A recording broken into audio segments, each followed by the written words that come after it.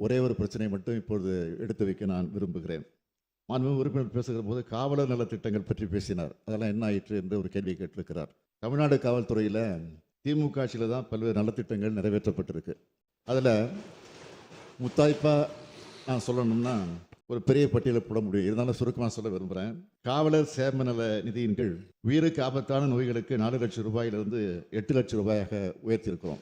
இந்த திட்டத்தின் கீழ் உள்ள உறுப்பினர் உயிரிழந்தால் வழங்கப்படக்கூடிய நிதி 50,000 ரூபாயிலிருந்து 1 லட்சம் ரூபாயாக உயர்த்தப்பட்டிருக்கு. 10ஆம் வகுப்பு தேர்வில் முதல் 10 ரேங்கில் வர காவலருடைய பிள்ளைகளுக்கு வழங்கப்படும் கல்வி பரிசு தொகை உயர்த்தப்பட்டிருக்கு. குறிப்பாக முதல் ரேங்கிற்கு வழங்கப்பட்ட 6,500 ரூபாய் என்பது 13,000 ரூபாயாக உயர்த்தப்பட்டிருக்கு. 2ஆம் ரேங்கிற்கு 4,500 ரூபாய், அது 9,000 உயர்த்தப்பட்டிருக்கு. 3ஆம் ரேங்கிற்கு வழங்கப்பட்ட 2,500 ரூபாய் 5,000 ரூபாயாக உயர்த்தப்பட்டிருக்கு.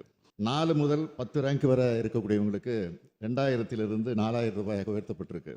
அதேபோல் 12ஆம் வகுப்பு தேர்வில் முதல் 10 ரேங்கிற்குள்ளே வரக்கூடிய காவலர்களுடைய பிள்ளைகளுக்கு பரிசு தொகை உயர்த்தப்பட்டு குறிப்பாக முதல் ரேங்க் வரவங்களுக்கு 7,500 ரூபாயிலிருந்து திமுக ஆட்சியில் 15,000 ரூபாயாக உயர்த்தப்பட்டிருக்கு. 2ஆம் ரேங்கிற்கு 6,500 ரூபாயிலிருந்து 11,000 ரூபாயாக உயர்த்தப்பட்டிருக்கு. 3ஆம் ரேங்கிற்கு 3,500 ரூபாயிலிருந்து 7,000 ரூபாயாக உயர்த்தப்பட்டிருக்கு. 4 முதல் 10 ரேங்க் வரை இருக்கக்கூடியவங்களுக்கு 2,500 5,000 ரூபாயாக உயர்த்தப்பட்டிருக்கு.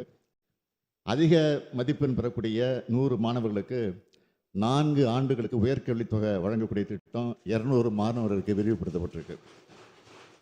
அதேபோல் அவங்களுக்கு 25,000 ரூபாய் என்று இருந்த உயர்கல்வித் தொகை 30,000 ரூபாய்க்கு உயர்த்தப்பட்டிருக்கு. காவலரோ அல்லது அவரது வாரிசோ பணியில் இருக்கும்போது கொல்லப்பட்டால் வழங்கப்படுகிற கருணை நிதி 15 லட்சம் ரூபாயிலிருந்து 20 லட்சம் ரூபாயாக உயர்த்தப்பட்டிருக்கு. போலீஸ் இன்சூரன்ஸ் திட்டப்படி பணியில் இருக்கக்கூடிய காவலர் உயிரிழந்தால் வழங்கப்படுகிற 2 லட்சம் ரூபாய் உதவித்தொகை 4 லட்சம் ரூபாயாக உயர்த்தப்பட்டிருக்கு. மருத்துவ பரிசோதனை திட்டம் காவலருடைய மனைவிக்கும் பெண் போலீஸாருக்கும் விரிவுபடுத்தப்பட்டது. போலீஸ் உணவு சலுகைகள் ஊர்காவல் படையினருக்கும் விரிவுபடுத்தப்பட்டிருக்கு. காவலர் முதல் ஆய்வாளர் வரை 2,249 பேருக்கு சிறை தண்டனைகள் ரத்து செய்யப்பட்டிருக்கு. கருணை அடிப்படையில் 2,592 பேருக்கு வேலை வழங்கப்பட்டிருக்கு.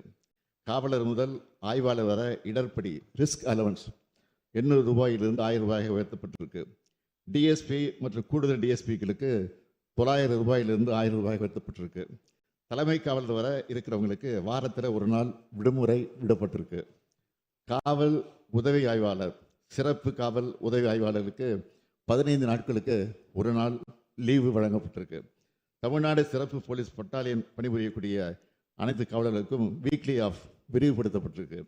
2ஆம் நிலை காவலர் முதல் ஆய்வாளர் வர bus pass, smart ID card 29 கோடியே 96 லட்சம் ரூபாய் செலவில் வழங்கப்பட்டிருக்கு. இப்படி காவலர்களுக்கு அறிவிக்கப்பட்ட நலத்திட்டங்களை எல்லாம் இன்னும் நாம் பட்டியலிட முடியும். இந்த ஆட்சியில் அனைத்து தரப்பு நலன்களையும் பேணி காப்பது போலவே மக்களின் பாதுகாப்பில் இரவு பகலாக பாடுபட்டு கொண்டிருக்கக்கூடிய எடுத்து கொண்டிருக்கக்கூடிய காவலர்களின் நலனையும் பேணி பாதுகாத்து வரோம்னு மாண்புமிகு உறுப்பினருக்கு நான் தெரிவிச்சுக்கிறேன்.